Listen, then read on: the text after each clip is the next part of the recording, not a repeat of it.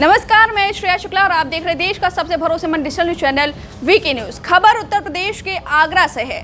शादी के बाद दूल्हा अपनी दुल्हन से पहली रात मिलता है। दूल्हा जिस रात मिलता है उस रात से ही बहुत ही परेशान हो जाता है और दोनों के बीच अनबन शुरू हो जाती है।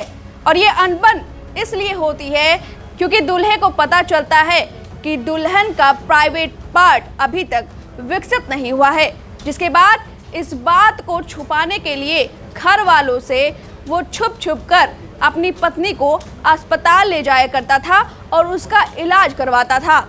लेकिन जब डॉक्टरों से उसे ये बात जानने को मिली तब उसके पैरों तले जमीन खिसक गई। डॉक्टरों ने बताया कि उसकी पत्नी अब कभी भी मां नहीं बन सकती, साथ ही उसका प्राइवेट पार्ट कभी भी विकसित नहीं हो सकता, जिसके बाद दूल्हा बेहद परेशान हो गया और शायद अपनी किस्मत को कोसने लगा। इस सब के बाद दूल्हे ने फैसला लिया कि अब वो कोर्ट जाएगा और उसने अपने अधिवक्ता दोस्त की मदद ली। कोर्ट में ये मामला 7 साल तक चला, जिसके बाद कोर्ट की तरफ से इस पर सुनवाई हुई।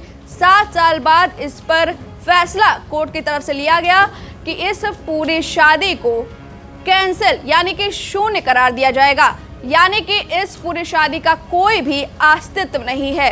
अब आपको चलते चलते बता दें कि आखिर शादी शून्य कब करा दी जाती है।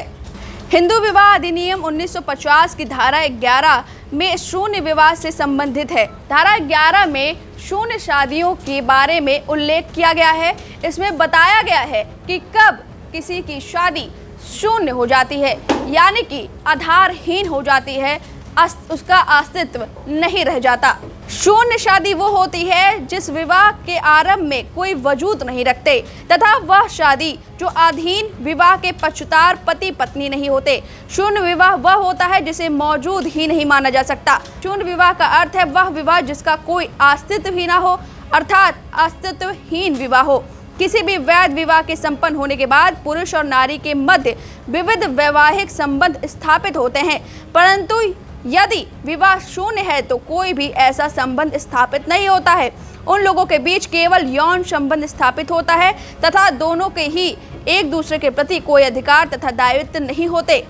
लेकिन इस मामले में थोड़ा सा अंतर है। यहाँ पर मामला यौन संबंध पर ही था जो पति और पत्नी के बीच संभव नहीं था, जिसके बाद कोर्ट में फैसला लिया गया क्योंकि ये अनिवार्य है कि एक शादी के बाद कुछ चीज़ें नियम कानून के अंदर आती है और उसमें यौन संबंध भी आता है, और तब इस पूरी शादी को शून्य करार दिया गया है। फिलहाल इस खबर पर आपकी क्या राय है, हमें कमेंट करके जरूर बताएं।